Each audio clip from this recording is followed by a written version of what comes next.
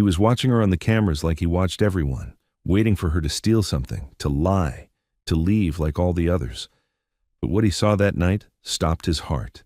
She was kneeling between his sons, doing something he thought was impossible. And when Gerald Smith realized what it meant, his coffee slipped from his hands, the mug shattered on the floor, and he fell to his knees, because everything he thought he knew about her was a lie.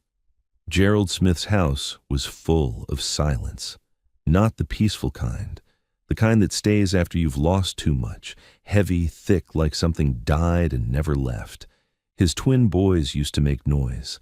Mason and Henry running through these rooms, laughing, crashing into furniture and each other, but that was before the accident, before their mother died, before they came home in wheelchairs, 4 years old now, barely speaking, barely looking up. Gerald tried everything, the best doctors, the best equipment, nothing worked. So he did what he knew how to do. He built walls, high ones, 26 cameras, every hallway, every corner.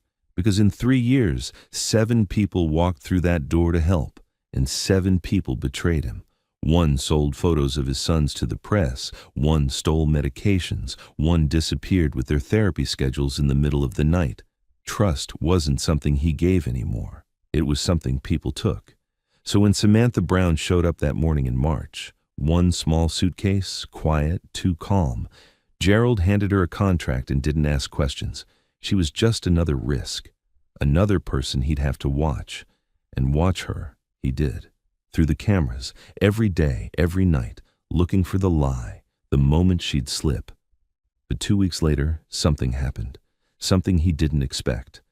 Late at night, his sons woke up crying, and Samantha went to them. Gerald stood frozen in the hallway, listening through the monitor as she sang them back to sleep. A lullaby, the same one his wife used to sing, the same one no one else knew. Gerald's hands went cold. How did she know that song? He waited until she left the room. Then he went into her quarters and searched. In the top drawer, he found a photograph, face down. When he turned it over, his world stopped. But before we continue, hit like, subscribe, and tell me where in the world you're watching from. Because if you've ever wondered whether God really sends people into your life exactly when you need them, this story will give you your answer. The photograph showed a younger Samantha in a paramedic uniform, kneeling on a dark stretch of motorway beside an overturned car. Emergency lights flashing in the background, her face tired, stained with something that looked like blood. Gerald's hands shook as he turned it over. On the back in careful handwriting, September 17th, 2022. M25. The night everything changed. For them, for me. Rachel's last words. Find my boys. Promise me. He sat down hard on the edge of her bed. September 17th, 2022. The night of the accident, the night Rachel died, the night Mason and Henry stopped walking. Samantha had been there. She wasn't just some caregiver his security team found. She was the paramedic who responded to the crash, the one who pulled his sons from the wreckage, the one his wife, his dying wife, spoke to in her final moments, and Rachel had asked her to find them. Gerald's chest tightened, his breath came shallow. He pressed his palms to his eyes, trying to make sense of it. Why hadn't she told him? Why walk into his house, sign a contract, pretend to be a stranger, when she'd been there the night his entire world shattered? His phone was in his hand before he realized it. He opened the browser, typed in, London Ambulance Service. September 17th, 2022, M25 accident. News articles filled the screen. He'd read them all before, hundreds of times in the months after it happened, searching for details, for answers, for something to make sense of why Rachel had to die. But now he was looking for something different. He scrolled, clicked, read faster. First responders arrived within minutes. 2 children extracted from vehicle. Mother pronounced dead at scene. Then he found it. A smaller article. Local news. A photo at the bottom. Paramedics standing beside an ambulance. 3 of them. And there, on the left, Samantha. Younger. Exhausted. staring at the camera like she'd seen something no one should have to see. The caption read, "Paramedic Samantha Brown, who assisted in the rescue, was later hospitalized after complications related to the incident." Hospitalized. Gerald's stomach dropped. He clicked again. Searched deeper. Hospital records weren't public, but incident reports were. He found the log.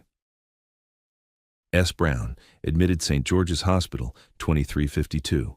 Emergency obstetrics, premature labor, 24 weeks. The room tilted.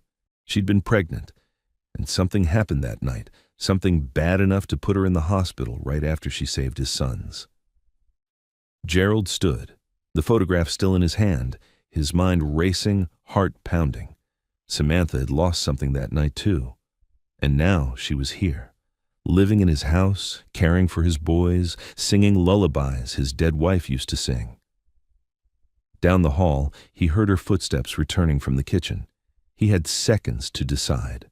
Confront her, demand the truth, or keep watching, keep digging, find out what else she wasn't telling him, because if she'd hidden this, what else was she hiding? Gerald put the photograph back exactly where he found it, closed the drawer, left her room before she came back down the hall. He couldn't confront her. Not yet. Not until he knew what he was dealing with. That night, he sat in his office with the monitors glowing in front of him. But he wasn't looking for lies anymore. He was looking for answers. Camera 7, the playroom. Samantha was helping Mason with his physical therapy exercises, simple ones, lifting his arms, reaching for soft blocks, trying to strengthen the muscles that still worked. The doctor said it was important. Gerald paid for it. But watching his son struggle always felt like watching him lose again. Mason's hand trembled as he reached. The block slipped from his fingers. "That's okay," Samantha said softly. "Try again. You're doing great." Mason tried. Failed. His little face crumpled, frustration building. "Hey," she whispered, leaning closer. "Your mama would be so proud of how hard you're trying. You know that?" Gerald froze. Mason looked up at her. Really looked. His eyes wide, curious. "You knew my mama." Samantha's face didn't change. But Gerald saw it, just for a second. Something broke behind her eyes. "I met her once," Samantha said quietly. "A long time ago, and she told me you were the bravest boy she'd ever known." Mason's lip quivered. "She said that?" "She did." Henry, sitting in his wheelchair nearby, spoke for the first time in days. "What else did she say?" Samantha smiled, gentle and sad.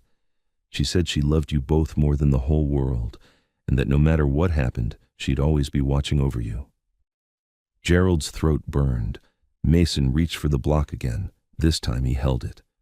"Look," he whispered, "I did it." "You did," Samantha said, and she saw. Gerald turned off the monitor, stood, walked to the window overlooking the city lights. She'd been there, in Rachel's final moments, heard her last words, made a promise, and now she was here, speaking to his sons like she carried pieces of their mother with her. But why the secrecy? Why not tell him from the beginning, unless there was more? Something darker, something she couldn't say. His phone buzzed, a text from his investigator. "Found hospital records. Brown was admitted same night as your wife. Obstetrics emergency. Baby didn't survive. Thought you should know." Gerald's legs gave out. He sat down hard. She'd lost a child the night she saved his, and she still came back, still found them, still kept her promise. The question wasn't why she'd hidden it anymore. The question was, how much had she sacrificed to be here? The next morning, Gerald didn't sleep. He sat with those hospital records spread across his desk until dawn broke through the windows. Samantha Brown. Admitted 2352. Premature labor induced by trauma. Infant deceased at 24 weeks. She'd been 6 months pregnant.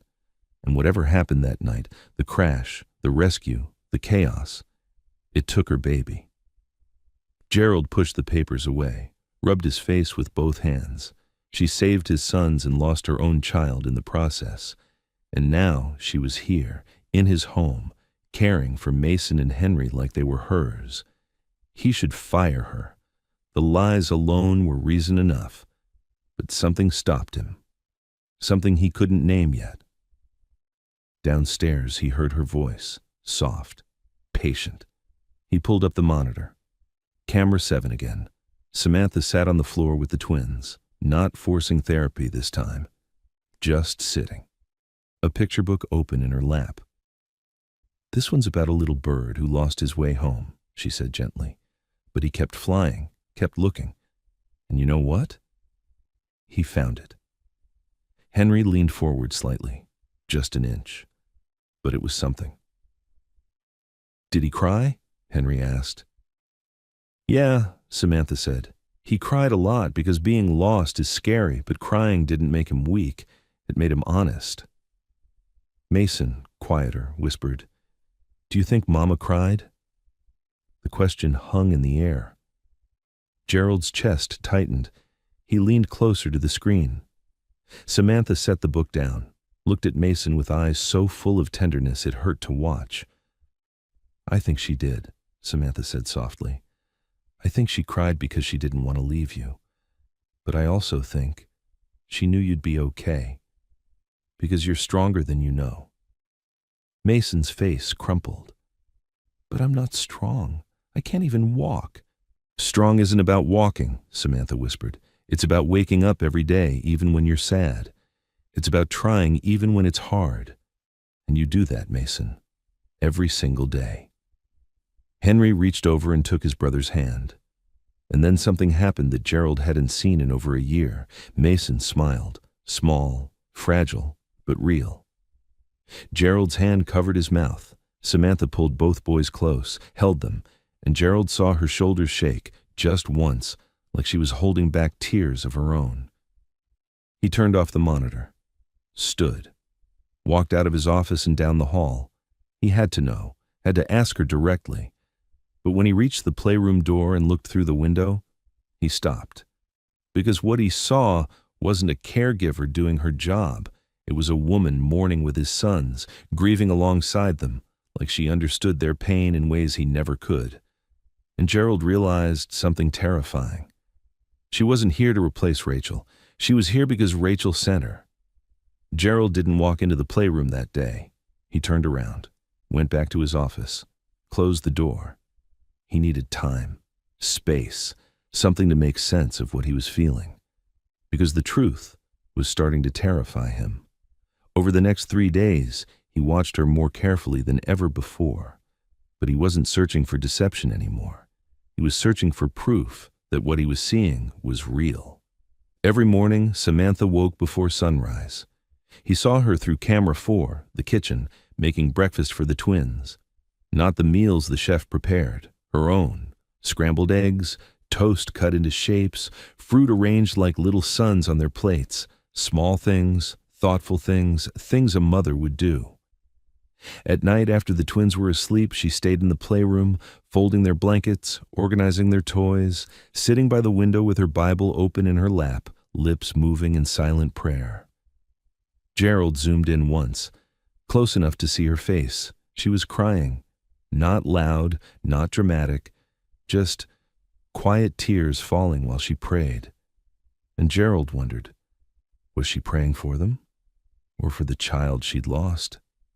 One afternoon, Gerald's assistant brought him financial records he'd requested, bank statements, 3 years' worth. He scanned them slowly. Samantha's salary as a paramedic had been modest. After she left the ambulance service, she'd worked 2 jobs, one at a pediatric clinic, one stocking shelves at a grocery store overnight. And yet, every month, without fail, there were transfers, large ones, to a medical trust fund. Gerald traced the account number, called his lawyer. "Find out who this belongs to," he said. 2 hours later, the lawyer called back. "It's registered to your sons, Mr. Smith. Someone's been funding their therapy equipment for the past 2 years, anonymously." Gerald's hand tightened around the phone. "How much?" "Just over £47,000. The room spun. £47,000. Nearly everything she'd earned. Gone. All of it poured into helping 2 boys she'd never even met yet. Gerald hung up, sat in the silence. She'd been preparing, saving, making sure Mason and Henry had what they needed long before she ever walked through his door. This wasn't a job to her. This was a mission. But why? Why sacrifice everything? Why give up her whole life for a promise made to a dying stranger? Unless Rachel had seen something in her, something Gerald still couldn't see. Or maybe something he was too afraid to see. Down the hall he heard laughter, real laughter. Mason's voice high and bright saying, "Do it again, Sam, do the funny voice again." Gerald stood, walked to the hallway, stopped just outside the playroom door. Through the window, he watched Samantha make silly faces while reading to the twins, watched his sons laugh, really laugh, for the first time since the accident. And Gerald knew. He couldn't let her stay, not because she was lying, but because if she stayed much longer, his sons would love her, and losing her would destroy them all over again. Gerald found her in the kitchen that evening. The twins were already in bed. The house was quiet. She was making tea. Didn't hear him come in. "You were there," he said. Samantha's hand froze on the kettle. She turned slowly. Gerald stood in the doorway, the photograph in his hand. Her eyes dropped to it, and he saw everything in her face: recognition, fear, relief, like she'd been waiting for this moment. "Yes," she said quietly. "You pulled them out of the car." "I did." Gerald's voice shook. "My wife spoke to you." Samantha's eyes filled. She nodded. "What did she say?" His throat burned. "Tell me exactly what she said." Samantha set the kettle down, took a breath. She was in the front seat. "Badly hurt. We knew..." Her voice cracked. "We knew she wasn't going to make it, but she was still conscious, still fighting. And when we got Mason and Henry out, when I told her they were alive, she grabbed my wrist." Gerald's hands trembled. "She looked at me," Samantha continued, tears streaming now, and she said, "If I don't make it, promise me you'll find my boys. Love them the way I would have." Gerald's knees weakened. He gripped the counter. "I promised her," Samantha whispered. "Right there, I promised." "And your baby?" Gerald's voice broke. "You lost your baby that night." Samantha closed her eyes. A sob escaped. "The trauma. It triggered early labor. My daughter was born at the hospital while your sons were in surgery." She wiped her face. "She lived 20 minutes. I held her. And the whole time, all I could think was, at least I saved someone else's children." Gerald couldn't breathe. "Why didn't you tell me?" he whispered. "Why hide it?" "Because I didn't come here for sympathy, Mr. Smith." Her voice was steady despite the tears. "I came because I made a promise to a dying mother, and your sons deserved someone who'd fight for them the way she would have." "The money," Gerald said, "the equipment, that was you. They needed it. You gave everything." They were worth it. Silence hung between them, heavy, unbearable. Gerald looked at her, really looked, and saw someone who'd sacrificed more than he could comprehend, someone who'd kept a sacred promise when most people would have walked away. And it terrified him, because his sons already loved her. And if she left, if she betrayed them like everyone else, they wouldn't survive it. "I need you to go," he said. Samantha's face shattered. "Mr. Smith, pack your things. I want you gone by morning." "You came here under false pretenses," Gerald said. His voice was cold, controlled. "You had a personal connection to my family that you deliberately hid." "I came here because your wife asked me to." "My wife is dead," the words exploded out of him. "And you've been using my sons to heal from your own loss. That's what this is. You lost your baby and now you're..." "Don't," Samantha's voice cut through, quiet but firm. "Don't do that." But Gerald couldn't stop. Fear makes people cruel, and he was drowning in it. "You manipulated your way into our lives, made yourself indispensable. And what happens when you leave, Samantha? What happens when you get what you need from them and walk away?" "I would never." "Everyone leaves," his voice broke. "Everyone." From down the hall, a small voice. "Sam." They both froze. Mason, awake, listening. "Where's Sam going?" Henry's voice joined. Samantha's face crumpled. She moved toward the hallway, but Gerald stepped in her path. "Don't," he said. She looked at him, and the pain in her eyes was unbearable. But she turned toward the hall anyway, knelt down even though she couldn't see the boys, but they could hear her. "I love you both so much," she said, voice shaking. "You remember that, okay? You're strong, you're brave, and your mama, she's so proud of you." "Don't leave," Mason cried. "Please don't leave." "Stay, Sam," Henry begged. Samantha covered her mouth, shoulders shaking with silent sobs. Gerald stood frozen, watching his sons beg for someone to stay, watching the woman his wife sent to them break in front of him, and he said nothing. Samantha stood, wiped her face, looked at Gerald one last time. "I kept my promise," she whispered. "I hope someday you'll understand that." She walked past him, up the stairs, and 15 minutes later she came back down with her small suitcase, the same one she'd arrived with. She didn't look at him as she opened the front door. The door closed behind her, and the silence that followed wasn't relief. It was devastation. Gerald stood in the entryway, alone, the twins crying down the hall. He'd gotten what he wanted: control, safety, protection from the risk of losing anyone else.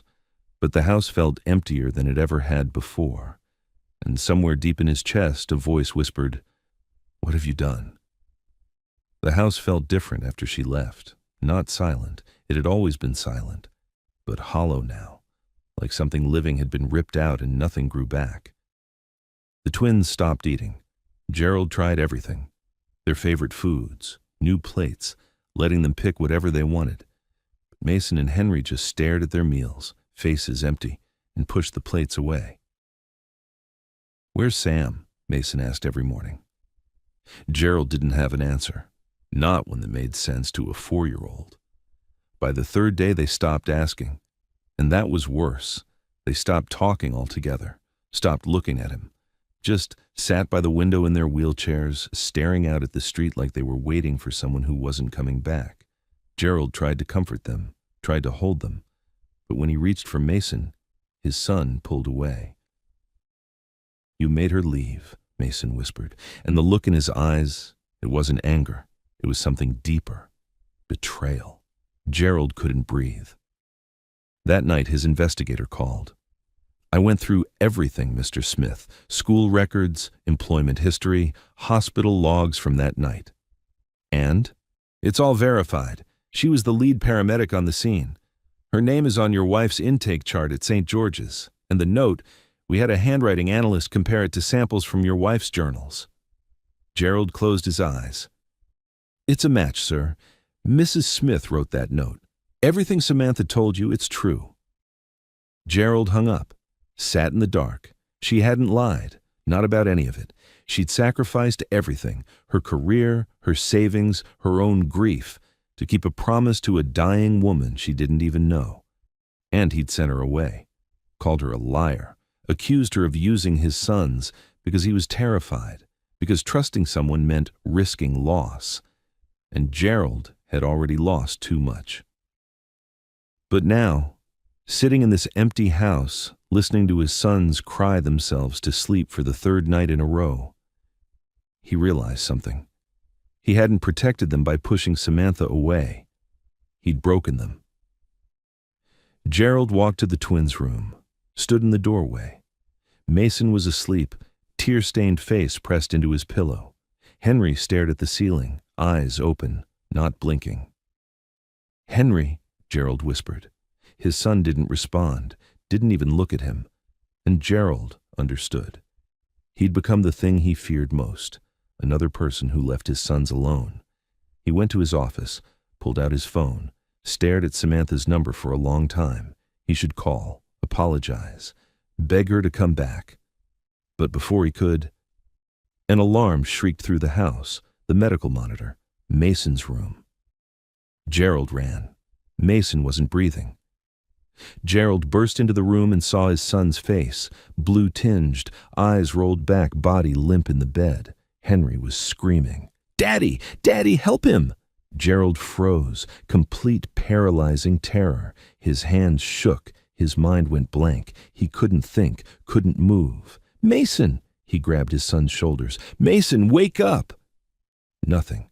Gerald fumbled for his phone, hands trembling so badly he nearly dropped it. He didn't dial 999. He didn't call the hospital. He called Samantha. She answered on the first ring. "Gerald? Mason's not breathing. I can't." His voice broke. "Please, keep him on his side. I'm coming. Samantha, I'm already in the car." She was there in 6 minutes.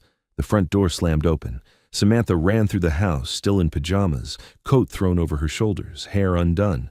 She dropped to her knees beside Mason's bed. "Move," she said. Gerald stepped back. Samantha's hands moved with precision, checking his airway, positioning his head, 2 fingers under his jaw. He aspirated. "Henry, look at me." Her voice was calm, steady. "Your brother's going to be okay. I need you to be brave for 2 more minutes. Can you do that?" Henry nodded, tears streaming. Samantha cleared Mason's airway, tilted his head back, gave 2 rescue breaths. 15 seconds, 30. Gerald couldn't breathe either, couldn't think. Just watch this woman he'd thrown out, fight for his son's life. 45 seconds.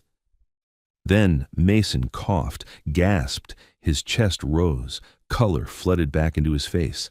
Samantha held him, monitoring his breathing, one hand on his chest, the other cradling his head. "You're okay," she whispered. "I've got you. You're safe." Mason's eyes opened, confused, scared. "Sam?" His voice was so small. "I'm here, sweetheart. I'm right here." Gerald collapsed against the wall. A sob tore out of him, raw, guttural, everything he'd been holding in for days. The ambulance arrived 8 minutes later. Paramedics, people who knew Samantha, respected her, took over. "Good work, Sam," one of them said quietly. Mason was stable. They'd transport him for observation, but he was out of danger. As they loaded Mason into the ambulance, Henry grabbed Samantha's hand, held it tight. "Don't leave again," he whispered. "We need you." Samantha looked at Gerald. And Gerald, broken, humbled, destroyed by his own pride, finally understood.